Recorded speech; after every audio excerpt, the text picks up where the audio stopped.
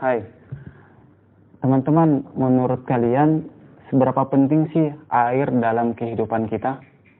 Pastinya sangat penting sekali ya, karena air adalah salah satu sumber kehidupan.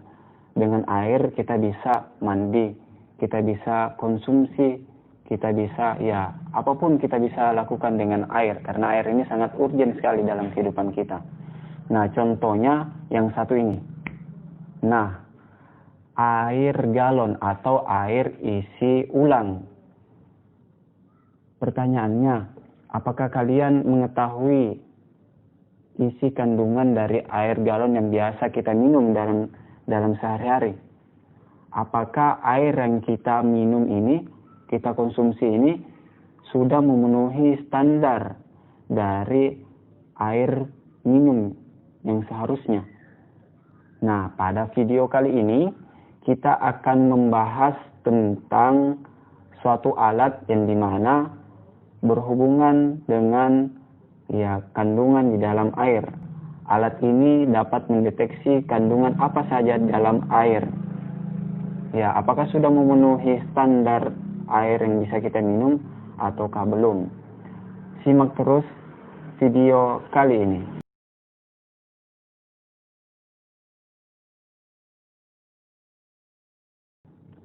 Assalamualaikum warahmatullahi wabarakatuh. Perkenalkan, nama saya Erwin Prayudi. Saya adalah mahasiswa di Universitas 19 November, Fakultas Keguruan dan Ilmu Pendidikan, Program Studi Pendidikan Kimia dengan nomor Stanbook 171630921. Nah, sebagaimana pembukaan di awal, kita akan membicarakan suatu alat yang sangat bagus sekali, yang dapat mendeteksi kandungan dalam suatu air atau air mineral, atau yang biasa kita kenal air galon.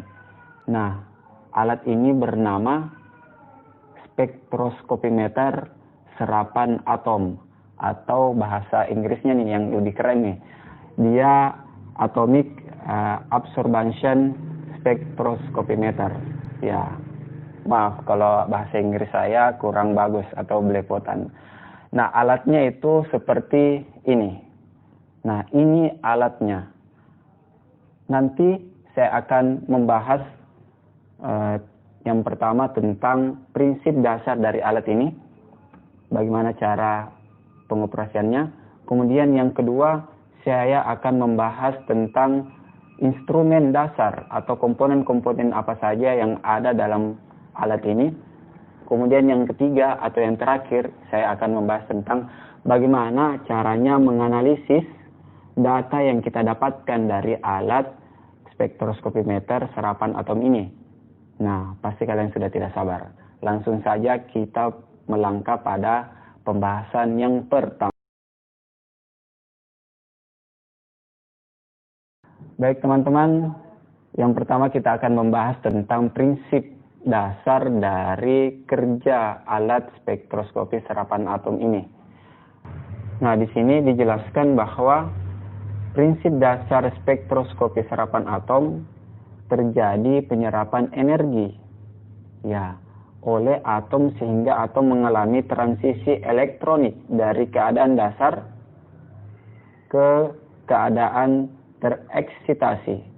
Dalam metode ini, analisis didasarkan pada pengukuran intensitas sinar yang diserap oleh atom sehingga terjadi eksitasi, yang dimana untuk mendapatkan atau terjadinya suatu absorbansi diperlukan sumber radiasi monokromatik dan alat untuk menguapkan sampel sehingga diperoleh atom dalam keadaan dasar dari unsur yang diinginkan. Nah, berdasarkan gambar yang di atas ini, kita lihat sumber cahaya itu sampai kepada sampel, yang dimana di situ terjadi atomisasi. Di sini prinsip dasarnya yaitu ketika cahaya datang kemudian mengenai kuvat atau wadah pada sampel, nah akan terjadi yang pertama penyerapan pada sampel tersebut, dan sisanya akan melewati sampel itu.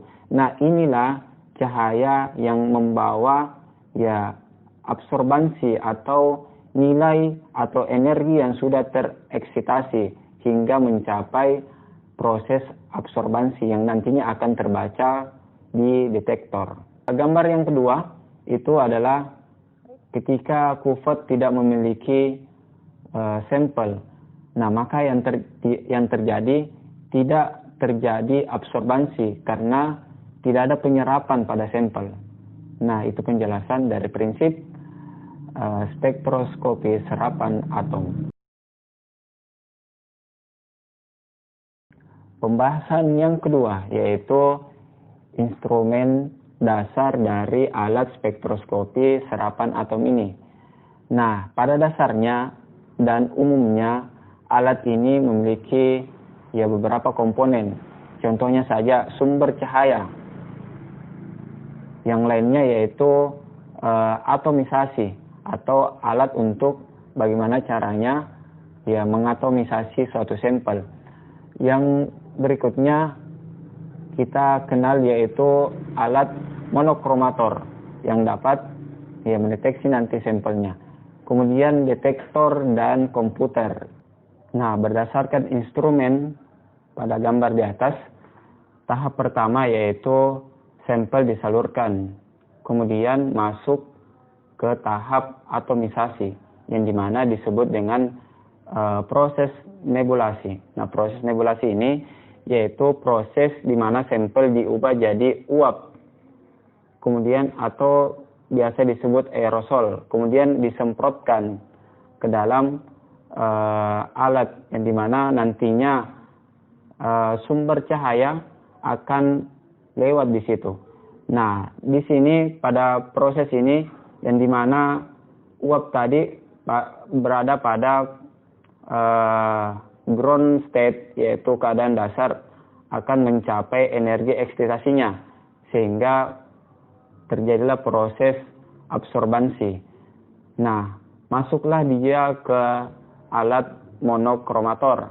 Nah, di alat monokromator ini akan dibiaskan cahayanya, kemudian masuk kepada alat yang namanya detektor. Nah, di detektor ini cahaya tadi dirubah menjadi energi listrik yang akan masuk kepada komputer yang akan membaca hasil dari ya spektroskopi serapan atom ini. Nah, itu secara singkat instrumen dari alat ini. Nah, selanjutnya materi berikutnya yaitu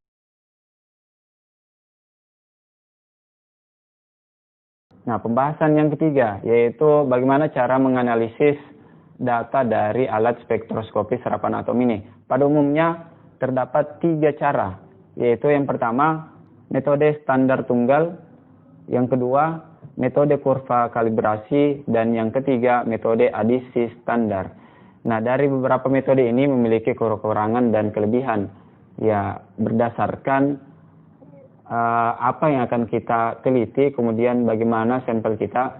Nah, itu akan tergantung dari metode yang akan kita pakai.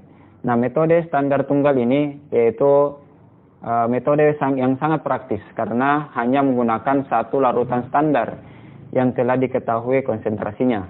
Selanjutnya, absorbansi larutan standar dan absorbansi larutan sampel diukur dengan spektroskopi serapan atom ini. Nah, yang kedua, metode kurva kalibrasi.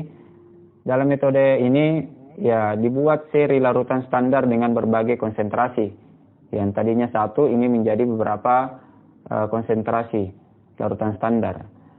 Kemudian metode adisi standar, yaitu metode yang dimana 2 atau lebih jumlah volume tertentu dari sampel dipindahkan ke dalam labu takar. Satu larutan diencerkan sampai volume tertentu, kemudian larutan yang lain sebelum diukur absorbansinya ditambah terlebih dahulu dengan sejumlah larutan standar tertentu dan diencerkan seperti pada larutan yang pertama. Nah, itulah berbagai macam teknik menganalisis data dari spektroskopi serapan.